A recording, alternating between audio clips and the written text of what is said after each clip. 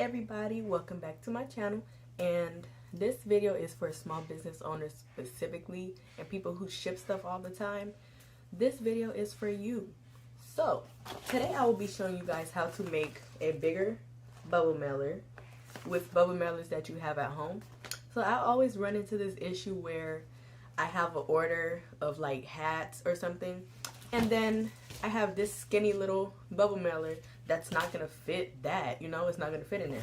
So I decided, let me figure out a way to use two bubble mailers and connect them together and make a bigger one without having to go out and spend more money on a pack of bigger bubble mailers when you tend to have smaller orders anyway, so you mostly need these sizes.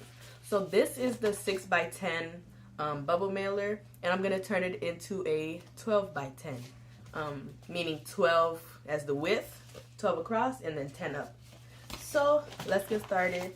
First, you're gonna need, of course, two bubble mailers or whatever size you have that you can combine. Mine is 6x10 again. You're gonna need some scissors to cut the tape, and just in case you don't have a cutting board, I have a cutting board. It just makes it way easier. And this cutting board has yeah, it has that. So let's get started. Okay, and I forgot to tell you guys also that we need some tape. Well, I mentioned it, but you're gonna need some tape. So these are the things you're gonna need. And when you're cutting, you want to make sure to cut on opposite sides.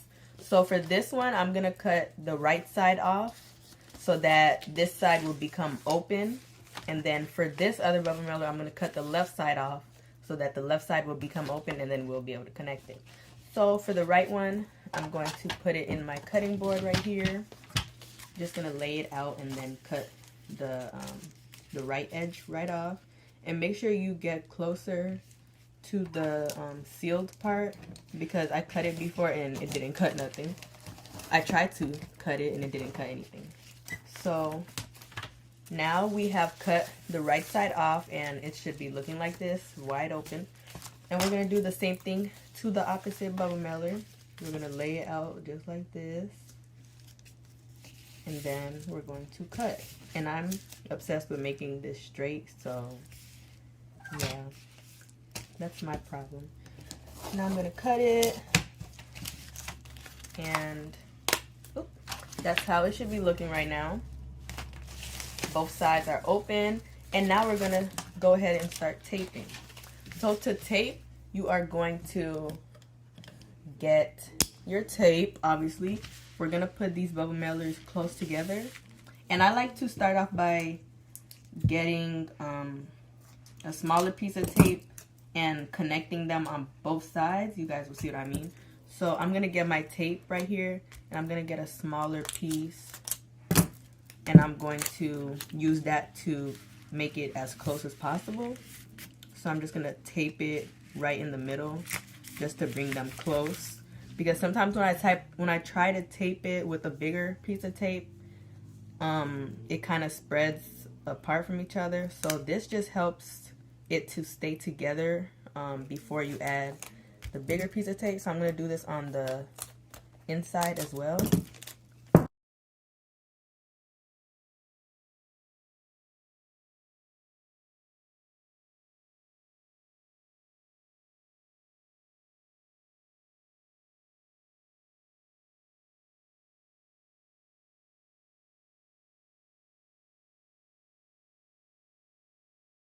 Okay, so now that we have the smaller pieces taped on to guide me, I guess, I'm going to cut out a longer piece. And I want to have my pieces cut out, pre-cut. So I'm just going to do that and lay them out so that I can go back to it right here. Let me put it on my mirror. I'm going to do the same thing for the back. I'm going to get the same length and cut it. Okay, so now I got my pieces cut. And I don't want to put, when you tape it, don't go on the top right here, because you're going to end up covering up the sticky part. And if you want to, after you close your bubble mailer, you can definitely go over it and tape the top just to connect it. But make sure you don't go up here too high, because you won't be able to use the sticky part up here.